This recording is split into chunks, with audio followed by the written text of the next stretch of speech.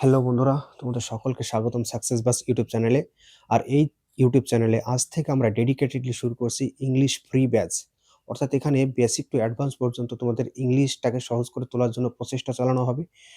তো চলো দেরি না করে আমরা শুরু করি এবং বোঝার চেষ্টা করি যে ইংরেজির কোন সেক্টর যেগুলোকে আমরা এতদিন পর্যন্ত গুরুত্ব না দেবার কারণে আমাদের ইংরেজিটার ভিত এতটা উইক হয়ে রয়েছে।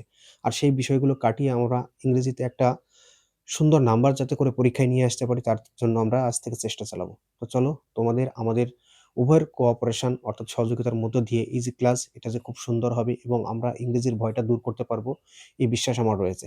তো চলো একদম দেরি করব না। শুরু থেকে আমরা বোঝার চেষ্টা করি যে ইংলিশটা কি? এই প্রশ্নটাই যদি আমি তোমাদের সামনে রাখি যে ইংলিশটা কি? তাহলে তোমাদের উত্তর কি হবে? কেউ বলবে ইংলিশটা সাবজেক্ট, কেউ বলবে ইংলিশটা ভাষা, তাই না? নানান জনের নানান রকম উত্তর হবে। হ্যাঁ, তো ইংলিশটা বেসিক্যালি সবার ১ম এ সেটা হচ্ছে ইংলিশ একটা ল্যাঙ্গুয়েজ বা ভাষা। আর যেকোনো ভাষাকে প্রকাশ করার জন্য তার কোনো না কোনো সিম্বল তো থাকে। যেমন ধরো বাংলা ভাষাকে প্রকাশ করার জন্য আমরা স্বরবর্ণ, ব্যঞ্জনবর্ণ ব্যবহার করে থাকি। ঠিক তেমনিভাবে ইংলিশে তার ভাষাটাকে প্রকাশ করার জন্য কিছু না কিছু সিম্বল রয়েছে। আছে কি নেই? অবশ্যই আছে। সেই লেটার বা সিম্বল গুলোকে আমরা কি বলব? তো চলো বিস্তারে আমরা বিষয়টাকে জেনে নিই। তাহলে বেসিক্যালি যদি বলা যায় ইংলিশটা কি? ইংলিশটা হচ্ছে একটা ল্যাঙ্গুয়েজ বা মিডিয়াম অফ এক্সপ্রেশন।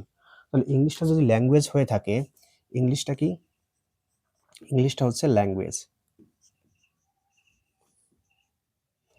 আর ইংরেজিতে এই ল্যাঙ্গুয়েজটাকে প্রকাশ করার জন্য কতগুলো সিম্বল রয়েছে? 26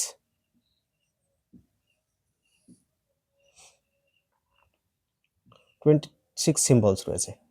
এবার এই 26 সিম্বলকে একসঙ্গে আমরা কি বলতে পারি? এই 26 সিম্বলকে একসঙ্গে আমরা বলি অ্যালফাবেট। এই 26 সিম্বলকে একসঙ্গে আমরা কি বলি? অ্যালফাবেট। তাই না? এবার এই অ্যালফাবেটটাকে আমরা কটা ভাগে ভাগ করতে পারি? এই অ্যালফাবেটটাকে আমরা ২ টো ভাগে ভাগ করতে পারি। একটা ভায়েল আর একটা কনসোনেন্ট। ভায়েল কি? A, E, I, O, U. Consonant কি? Rest of the letter B, C, D বাকি শব্দগুলো। এবার তোমরা অনেকেই ভাবছো যে এগুলো কি শেখাচ্ছে? বললাম না একদম রুট লেভেল থেকে শুরু করে আমরা অ্যাডভান্স পর্যন্ত যাবো। একটুখানি সময় আমাকে দাও প্লিজ। একটুখানি সময় দাও। ১০টা মিনিট আমার সঙ্গে জুড়ে থাকো। তারপর যদি তোমাদের ভালো না লাগে কমেন্টে যা মন বলে যেও। তাহলে ইংলিশটা কি? ইংলিশ হচ্ছে ল্যাঙ্গুয়েজ। আর সেই ল্যাঙ্গুয়েজকে ডিসক্রাইব করার জন্য 26 সিম্বল রয়েছে। 26 সিম্বলকে একসঙ্গে আমরা কি বললাম? অ্যালফাবেট বললাম। যেহেতু অ্যালফাবেট 26 সিম্বলেরই একটা কম্বিনেশন। এবার যদি প্রশ্ন কেউ তোমার দিকে ছুড়ে দেয় যে অ্যালফাবেট শব্দটা সিঙ্গুলার নাকি প্লুরাল? তোমার উত্তর কি হবে? Definitely plural. কারণ 26 সিম্বল মিলেই তো অ্যালফাবেটটা তৈরি হয়েছে। তো নাম্বার যখন একের থেকে বেশি হয়ে যায় তখন তাকে আমরা কি বলি? প্লুরাল বলি। তাহলে অ্যালফাবেট শব্দটা সেটা প্লুরাল। ওকে? তাহলে ইংরেজিতে টোটাল 26 সিম্বল রয়েছে তাকে আমরা একসঙ্গে কি বলছি? অ্যালফাবেট বলছি। অ্যালফাবেটকে ২ টো ভাগ করে দিয়েছি ভায়েল, কনসোনেন্ট। এই পার্টটুকু যখন আমাদের শেখা হয়ে গেছে তখন আমাদের যেখানে জাম্প করতে হবে সেটা হচ্ছে ওয়ার্ড। ওকে? তো এই সিম্বলটাকে আরো স্পেসিফিক যদি আমরা বলি একে আমরা কি বলতে পারি? লেটার। বলতে পারি? অবশ্যই বলতে পারি। তাহলে ইংলিশটা একটা ল্যাঙ্গুয়েজ তাকে ডেসক্রাইব করার জন্য 26 সিম্বল বা লেটার রয়েছে। ইংরেজিতে তাকে একসঙ্গে বলি অ্যালফাবেট। সেটাকে ২ টো ভাগ করলাম ভায়েল, কনসোনেন্ট। এবার আসি আমরা ওয়ার্ড। ওয়ার্ড কাকে বলব? ওয়ার্ড আমরা তাকে বলব যার যখন কতগুলো লেটার পাশাপাশি বসবে এবং তার একটা কি থাকবে? নির্দিষ্ট মিনিং থাকবে। তখন তাকে আমরা কি বলব? তখন তাকে আমরা বলব ওয়ার্ড। কতগুলো লেটার যখন পাশাপাশি বসবে তার একটা মিনিং থাকবে তখন তাকে আমরা বলব ওয়ার্ড। তো এটাকে যদি আরো স্পেসিফিক ভাবে বলি তখন আমরা বলতে পারি meaningful unit of letter. Meaningful unit of letter. Okay? Meaningful unit of letters. এবার তোমাদের সামনে আমি একটা শব্দ লিখলাম পেন। এর অর্থ কি? কলম। এবার এটাকে লিখলাম ইএনপি। এর কোনো অর্থ তোমাদের আছে জানা? আছে? নেই তো? তাহলে যখন কোনো কতগুলো লেটার পাশাপাশি বসবে এবং তার নির্দিষ্ট অর্থ থাকবে তখনই তাকে কি বলবো আমরা? তখনই তাকে ওয়ার্ড বলবো। আর সেই ওয়ার্ড যখন অর্থ বা সেন্স দিতে ব্যর্থ হবে তখন কিন্তু আর তাকে আমরা ওয়ার্ড বলতে পারবো না। যেমন এখানে PN ৩টি লেটারের সমন্বয়ে তৈরি হয় একটি শব্দ যার অর্থ রয়েছে তাকে আমরা বললাম কি? ওয়ার্ড। কিন্তু সেই ৩টি লেটারের রিপ্লেসমেন্ট চেঞ্জ হয়ে গেছে যার কোনো অর্থ নেই তাকে কিন্তু আমরা ওয়ার্ড বলতে পারলাম না। তাহলে ওয়ার্ড হতে গেলে তার কি থাকতে হবে? তার নিশ্চয়ই মিনিং থাকতে হবে। আর মিনিং আছে জন্যই লিখেছি মিনিংফুল। তাই তো? আর শব্দ কতগুলো লেটার পাশাপাশি বসেছে এবং সেটা একটা ইউনিটে তৈরি হয়েছে তখন তাকে আমরা বলেছি ইউনিট। তাহলে মিনিংফুল ইউনিট অফ লেটার্স তাকে আমরা কি বলবো? ওয়ার্ড। এইবার আসি যে ফ্যাক্টর যেটার কথা বারবার জোর দিয়ে বলছি। যে এর পরেই আমরা পড়ি কোথায়? যে ওয়ার্ড শেখা হয়ে গেছে, ওয়ার্ডের পরে আমরা চলে যাই সেন্টেন্স। কিন্তু ওয়ার্ডের পরেও আমাদের অনেক কিছু শেখার থাকে যেগুলো আমরা শিখি না, যেগুলো আমরা বুঝতে চেষ্টা করি না, যেগুলোকে আমরা এভয়েড করে সামনের দিকে চলে যাই। যার কারণে আমাদের ইংরেজির যে ভিত, যে মজবুত বা পারদর্শিতা আমাদের ইংরেজিতে আসা উচিত, সেটা কিন্তু আমাদের হয়ে ওঠে না। তো এই ওয়ার্ডের পরে আমাদেরকে যেটা জানা উচিত, ওয়ার্ডের পরে আমাদের জানা উচিত সেটা হচ্ছে ফ্রেজ। ফ্রেজ কি? ফ্রেজ হচ্ছে কতগুলো লেটার যখন পাশাপাশি বসে তখন তাকে আমরা ওয়ার্ড বলি। আর কতগুলো ওয়ার্ড যখন পাশাপাশি বসবে কিন্তু তার নির্দিষ্ট কোনো মিনিং থাকবে না, তখন তাকে আমরা বলি ফ্রেজ। তাহলে ফ্রেজ কাকে বলবো? ফ্রেজ বলবো আমরা group of words without complete meaning.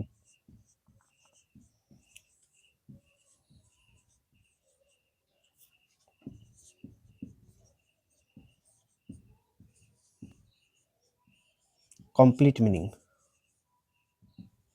Without complete meaning. তাহলে ফ্রেজ কাকে বলবো? ওয়ার্ড বলছি আমরা meaningful units of letter. Phrase বলছি কাকে? Group of words without complete meaning. Okay, এবার আসি group of words without complete meaning বলতে আমরা কি বোঝাতে চাইছি। যে কতগুলো শব্দ তো পাশাপাশি বসবে কিন্তু তার পরিপূর্ণ অর্থ থাকবে না। মনে করো আমি দোকানের সামনে গেলাম বা তোমার সামনে কারো সামনে গিয়ে বলছি এক গ্লাস। এই এক গ্লাস বলাতে সে কিছু বুঝবে? বুঝতে পারবে আদৌ বলো? দোকানের সামনে গিয়ে আমি বললাম এক প্যাকেট। এই এক প্যাকেট বলাতে সে কিছু বুঝবে? বুঝবে কি আদৌ? বুঝবে তো না। তাহলে এই যে এক গ্লাস বা এক প্যাকেট শব্দটা বললাম, এর তো কোনো না কোনো অর্থ রয়েছে, কিন্তু কমপ্লিট কোনো অর্থ আছে? নেই তো। তাহলে কতগুলো শব্দ পাশাপাশি বসেছে ঠিকই, কতগুলো ওয়ার্ড পাশাপাশি বসেছে ঠিকই, কিন্তু তার কিন্তু কোনো নির্দিষ্ট অর্থ নেই। তাহলে কতগুলো ওয়ার্ড যখন পাশাপাশি বসবে কিন্তু তার নির্দিষ্ট কোনো অর্থ থাকবে না, তখন তাকে আমরা বলবো ফ্রেজ। একটা এক্সাম্পল আমি দিই। I took a packet of chips. এবার দোকানের সামনে গিয়ে শুধুমাত্র যদি আমি কারো সামনে বলি এ প্যাকেট অফ চিপস, মনে করো তোমার সামনে দাঁড়িয়ে বললাম আমি এ প্যাকেট অফ চিপস, তুমি কোনো অর্থ বুঝতে পারবে? পারবে কি বলো? কোনো অর্থ তুমি বুঝতে পারবে না। তাই এই যে এই প্যাকেট অফ কথাটা লিখেছি, এর কি কোনো মিনিং নেই? মিনিং তো আছে কিন্তু কমপ্লিট মিনিং নেই। যার কমপ্লিট মিনিং নেই কিন্তু একের থেকে বেশি শব্দ এসে যায়, তখন তাকে আমরা বলি ফ্রেজ। তাহলে বেসিক্যালি এই যে প্যাকেট অফ চিপস কথাটা লিখেছি এটা হচ্ছে ফ্রেজের উদাহরণ। এবার প্রশ্ন হচ্ছে এটা কোন ধরনের ফ্রেজ? এটা কোন ধরনের ফ্রেজ? আই টুক হট, যদি কোশ্চেন করে আই টুক হট, আমি কি নিয়েছিলাম? উত্তর আসবে এ প্যাকেট অফ চিপস। আর হটের উত্তর যে কনভে করে তাকে আমরা কি বলি? নাউন। কিন্তু হটের উত্তর দিতে গিয়ে শব্দ একের থেকে বেশি এসে গেছে, 1 2 3 4, চারটে শব্দের একটা গ্রুপ হয়ে গেছে। তাহলে শব্দের যখন গ্রুপ তৈরি হয় তখন তাকে আমরা বলি ফ্রেজ। তাহলে বেসিক্যালি এটা হচ্ছে একটা নাউন ফ্রেজ। যখন আমরা এটাকে ডিটেলস করবো, এটাকে ইলাবোরেট করবো, তখন তোমাদের কাছে এটা বিলকুল ক্লিয়ার হয়ে যাবে যে আমি কি বলতে চাইছি। What I wanted to teach you, এটা একদম বিলকুল ক্লিয়ার হয়ে যাবে যে আমি কি বোঝাতে চাইছি। আমি তোমাদেরকে বললাম যে বেসিক টু অ্যাডভান্স করাবো, একদম বেসিক বা রুট লেভেল থেকে শুরু করেছি, যেখানে তোমাদেরকে এতদিন পর্যন্ত জানানো হয়নি, সেখান থেকে জানানোর চেষ্টা করছি। প্লিজ একটু কোশিশ করো, একটা দুটো ক্লাস তোমরা আমাদের সঙ্গে জোড়ো, দেখো তারপর তোমাদের লেভেল কোথায় পৌঁছে দিই আমরা। তো এটাকে যদি আরেকটু আমরা কি করি, স্পিড ওয়েতে রিভিশন করি, কি দাঁড়াবে? ইংলিশ হচ্ছে একটা ল্যাঙ্গুয়েজ, ল্যাঙ্গুয়েজকে ডিসক্রাইব করার জন্য 26 সিম্বলের প্রয়োজন, যাকে আমরা কি বলেছি? অ্যালফাবেট। অ্যালফাবেট দুভাগে ভাগ হয়ে গেছে, ভয়েল কনসোনেন্ট। ভয়েল কনসোনেন্ট শেখা হয়ে গেল রুট লেভেল। এবার এরপর আমাদের প্রয়োজন পড়ে কি? ওয়ার্ড। ওয়ার্ড হতে গেলে একের থেকে বেশি লেটারের প্রয়োজন এবং তার একটা নির্দিষ্ট মিনিং থাকা প্রয়োজন। তার জন্য আমরা ডেফিনেশন কি লিখেছি? Meaningful unit of letters. Clear? তাহলে মিনিংফুল ইউনিটস অফ লেটারকে আমরা বললাম ওয়ার্ড। এমন কতগুলো লেটার পর পর বসবে যার একটা অর্থ বা সেন্স দেবে, তখন তাকে আমরা বলবো ওয়ার্ড। ওয়ার্ডের পরে আমাদের শিখলাম কি? ফ্রেজ। ফ্রেজ কি? Group of words without complete meaning. Example এখানে দিয়েছি যে কতগুলো শব্দ তো বসবে কিন্তু তার পরিপূর্ণ সেন্স বা অর্থ আমরা কিছু বুঝতে পারবো না, তখন তাকে আমরা কি বলবো? তখন তাকে আমরা বলবো ফ্রেজ। এই ফ্রেজ শেখার পর আমাদেরকে যেটা শিখতে হবে সেটা হচ্ছে ক্লজ। এই পার্টগুলো ইংরেজির এই জায়গাগুলো আমাদেরকে অ্যাভয়েড করা হয়, কারণ আমরা ওয়ার্ড শেখার পরে সোজাসুজি চলে যায় কোথায়? সোজাসুজি চলে যায় সেন্টেন্সে, যেটা একদমই উচিত নয়।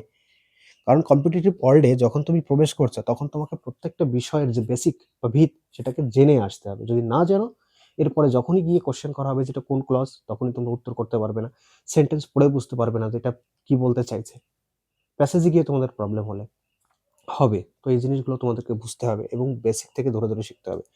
তো ফ্রেজের পরে আমাদেরকে যেটা শিখতে হবে সেটা হচ্ছে ক্লজ। ক্লজের পরে আমাদেরকে যেটা শিখতে হয় সেটা হচ্ছে সেন্টেন্স। ওকে, সরি। তাহলে এই যে পার্টগুলো রয়েছে এগুলোকে তোমাদেরকে ধরে ধরে শিখতে হবে। তো এই যে পেজটা আমি ফর্মটা এখানে তুলেছি, যে স্লাইডটা আমরা এখানে বোঝানোর চেষ্টা করছি, এটুকু বুঝতে কি তোমাদের কারো কোনো প্রবলেম আছে? আশা করি প্রবলেম থাকার কথা নয়। তারপরেও আমি আরো একবার রিপিট করছি, ইংলিশ একটা ল্যাঙ্গুয়েজ, ল্যাঙ্গুয়েজকে ডিসক্রাইব করার জন্য 26 সিম্বলের প্রয়োজন, যাকে আমরা একসঙ্গে বলেছি অ্যালফাবেট। অ্যালফাবেট দুটো ভাগে ভাগ হয়ে গেছে, ভায়াল, কনসোনেন্ট। সেটা শেখার পরে আমরা শিখলাম ওয়ার্ড কাকে বলে, ওয়ার্ড শেখার পরে আমরা শিখলাম ফ্রেজ কাকে বলে, তারপরে আমরা যাচ্ছি কোথায়, ক্লজ কাকে বলে, তারপরে আমরা শিখবো সেন্টেন্স কাকে বলে। এই যে পার্ট, এটাকে তোমাকে একটা ক্রোনোলজি ওয়াইজ শিখতেই হবে যদি ইংরেজি ভিত তুমি তোমার হাতের মুঠোয় আনতে চাও। তো ফ্রেজকে আমরা কি শিখলাম, group of words without complete meaning. কতগুলো শব্দ পাশাপাশি বসবে কিন্তু তার কমপ্লিট মিনিং থাকবে না, তখন তাকে বলবো ফ্রেজ। আচ্ছা, এবার এই ফ্রেজটাকে একটুখানি লক্ষ্য করো তো, এ প্যাকেট অফ চিপস, এখানে কি কোনো সাবজেক্ট বা ভার্ব তোমরা দেখতে পাচ্ছ? এ প্যাকেট অফ চিপস, এখানে সাবজেক্ট ভার্ব তোমরা দেখতে পাচ্ছ? না, এখানে সাবজেক্ট ভার্ব দেখতে পাচ্ছ না। অতএব তোমাকে এটা মনে রাখতে হবে, ফ্রেজের কিন্তু সাবজেক্ট বা ভার্ব থাকবে না, কিন্তু এরই ভাইস ভার্সা হিসেবে কি ক্লজে থাকবে কি সাবজেক্ট এবং ভার্ব থাকবে। ওকে, তাহলে ক্লজের নির্দিষ্ট সাবজেক্ট বা ভার্ব থাকে, ফ্রেজের নির্দিষ্ট সাবজেক্ট বা ভার্ব থাকে না। আর ক্লজ কি হয়, ক্লজ সেন্টেন্সের পার্ট হয়। এরপরে আমাদেরকে শিখতে হবে ক্লজ কত প্রকার। তো এই যে স্লাইডটা আমরা লিখেছি এটাকে ইরেজ করার পর আমরা সেকেন্ড স্লাইডে যাব এবং সেটাতে আমরা বুঝতে চেষ্টা করব যে ক্লজ জিনিসটা কি।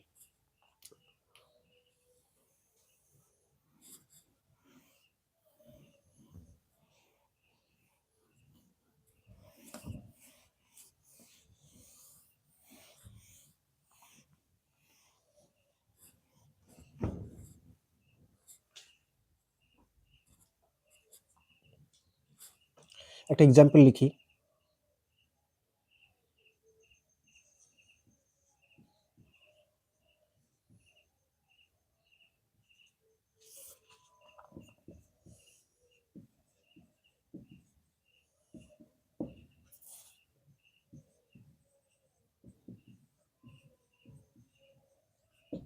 কি লিখেছি, I bought a pen which is red in colour. আমি একটা পেন কিনেছি যেটা লাল রঙের।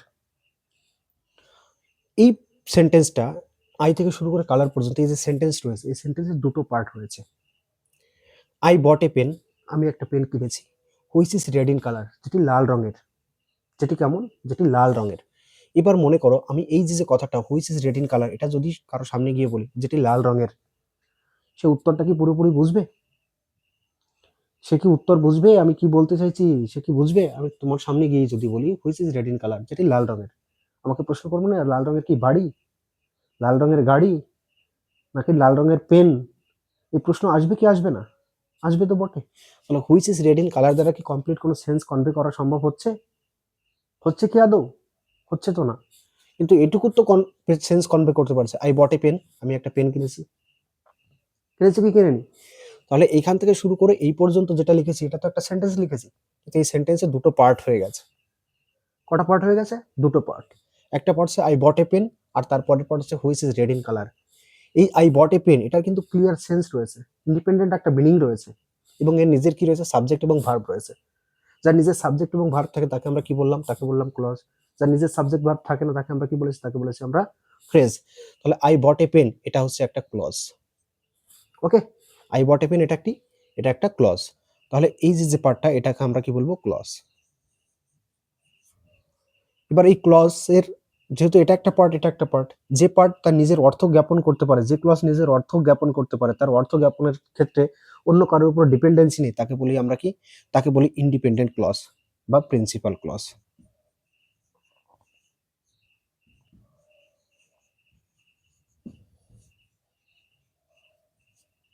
বা প্রিন্সিপাল ক্লজ।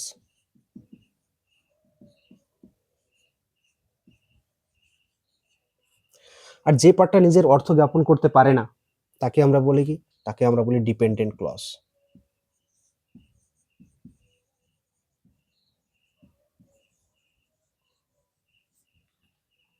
ওকে, এই ডিপেন্ডেন্ট ক্লজ আবার তিন প্রকারের হয়ে থাকে। সেটা কি, ডিপেন্ডেন্ট ক্লজ আবার তিন প্রকারের হতে পারে। সেটা হচ্ছে নাউন ক্লজ,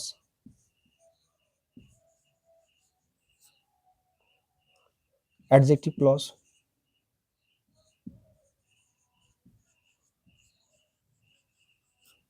অ্যাডভার্ব ক্লজ।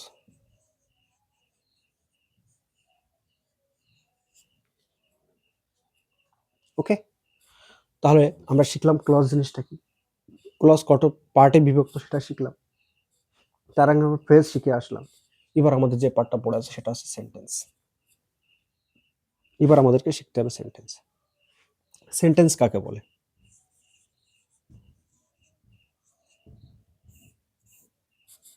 গত ক্লাসে আমি নিয়েছিলাম তোমাদের, সেখানে সেন্টেন্স সম্পর্কে আমি ধারণা দিয়েছিলাম। সেন্টেন্স হচ্ছে group of words with complete logical meaning and proper structure. সেন্টেন্সের ডেফিনেশন যদি দেওয়া যায় তো কি বলবো আমরা? Group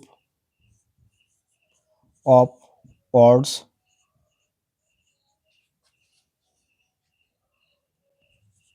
with complete logical meaning and proper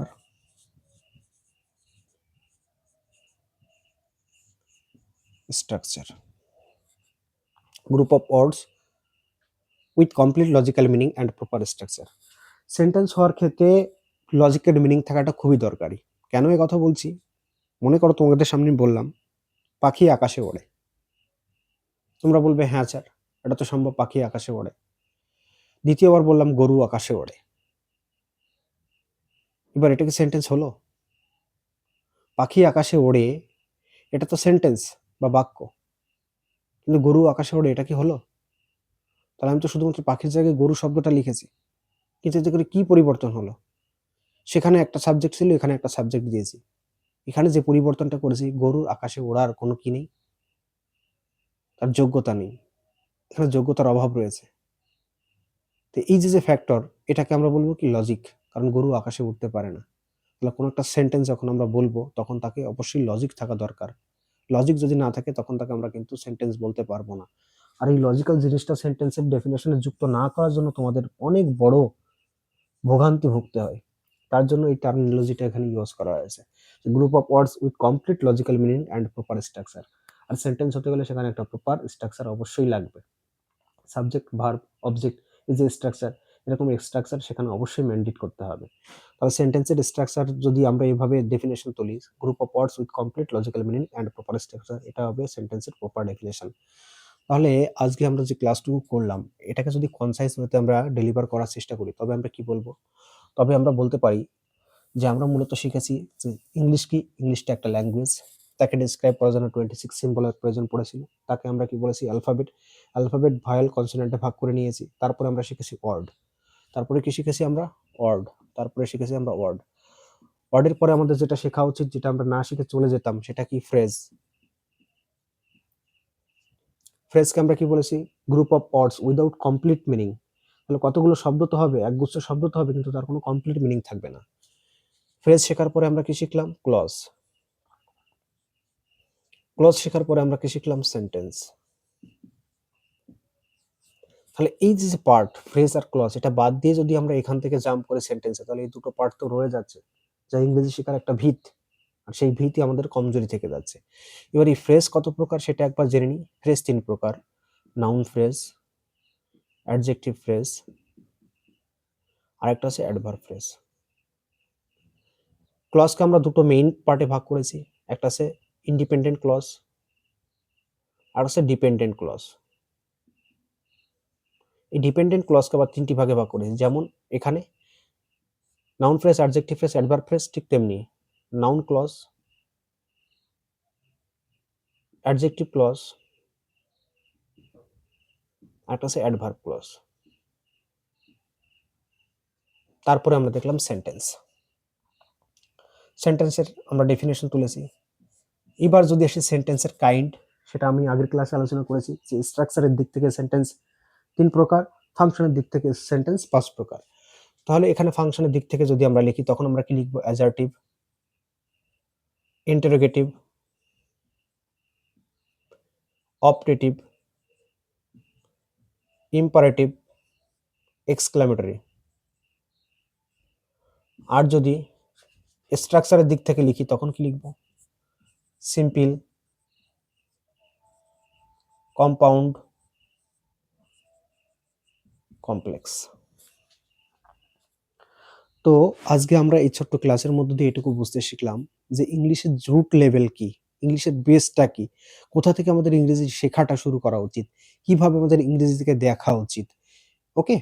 তো এই রুট লেভেলে অর্থাৎ বেসিক লেভেলে তো আন্ডারস্ট্যান্ডিং থাকাটা খুবই দরকার এবং এখান থেকে আমরা হাই পর্যন্ত যাবো। এখান থেকে আমরা টপ পর্যন্ত যাবো। আর এখান থেকে আমরা টপ স্কোরারও হবো। তো এই ছিল আজকে আমাদের ক্লাসের শুরু। এখান থেকে আমরা যাত্রা শুরু করছি। আর আমি তোমাদেরকে আস্তে, আস্তে ধরে, ধরে ইংরেজিটাকে যে কিভাবে শিখতে হয় সেটা বোঝানোর চেষ্টা করছি। তো আশা রাখবো তোমরা আমাদের সঙ্গে থাকবে। দূর, দূর পর্যন্ত এই ক্লাসগুলো তোমাদের বন্ধুদের সঙ্গে শেয়ার করবে যাতে করে তাদের কাছে আমরা পৌঁছাতে পারি। আর সত্যি যদি আমাদের এই ক্লাসে তোমাদের উপকৃত হয়ে থাকে, তো আমাদের পাশে থাকার জন্য যেটা করার সেটা তোমরা করবে। এই বিশ্বাস আমার তোমাদের প্রতি রয়েছে। তো আজকের এই ছোট্ট ক্লাস এখানেই শেষ করছি। দেখা হবে আগামী দিন আগামী ক্লাসে। ধন্যবাদ সকলকে।